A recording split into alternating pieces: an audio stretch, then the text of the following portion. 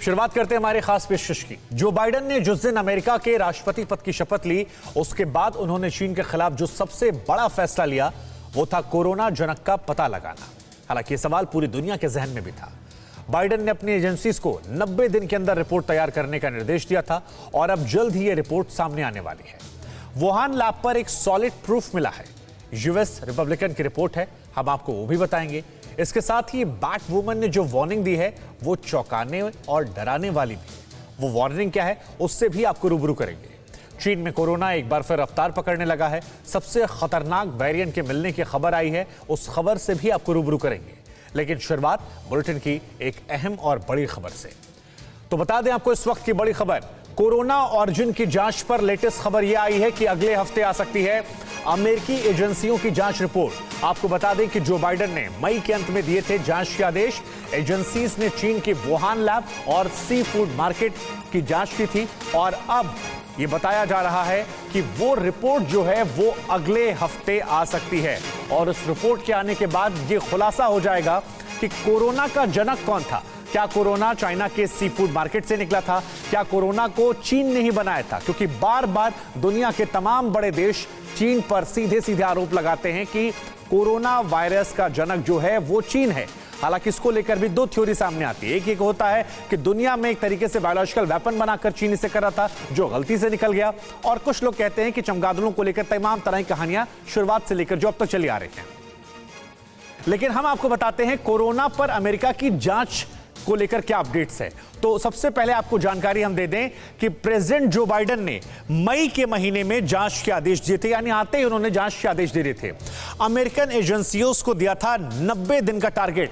3 महीने का टारगेट यह था, 90 दिन के अंदर जांच पूरी करने के निर्देश अमेरिकी एजेंसीज को दिए गए थे। अमेरिकी जांच एजेंसी ने वुहान लैब और उसके अलावा सी फूड मार्केट की जांच की थी।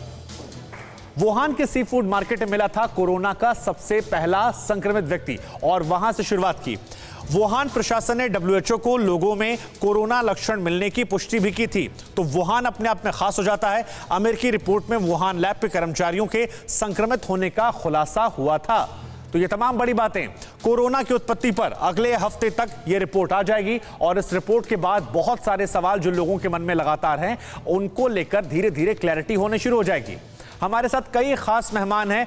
प्रोफेसर सरवन सिंह साहब हैं, आप एम्स में हैं। अखिल पाराशर साहब हैं, चीन मामलों के जानकार आप हैं। और स्कंद रंजन साहब हैं, आप पूर्व राजनयिक हैं। लेकिन सबसे पहले मैं आऊंगा अखिल पाराशर आपके पास।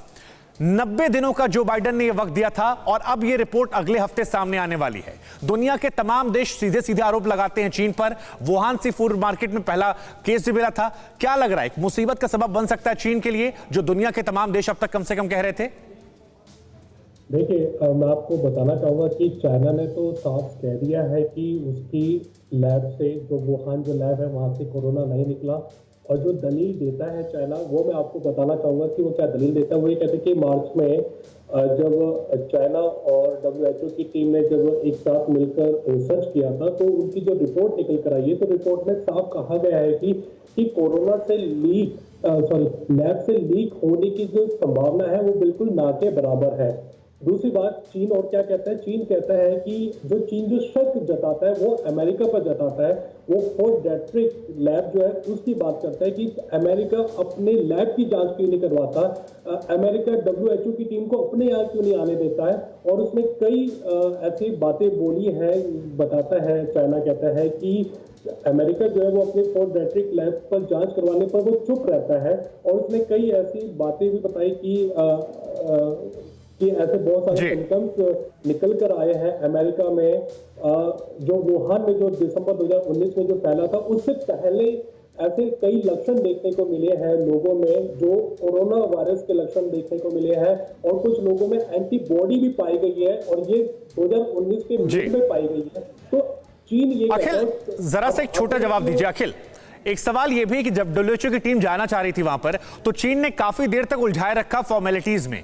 दुनिया के काफी देश चाहते थे कि चीन इसको लेकर क्लैरिटी रखे। बाद में भी कई तरह के सेंड आए। आरोप प्रत्यारोप के बीच में चीन में कैसी हलचल है इस रिपोर्ट को लेकर? क्योंकि अगर इसमें कुछ भी ऐसा ठोस एविडेंस मिलता है तो चीन के लिए शायद दुनिया भर में मुश्किलें बढ़ सकती हैं।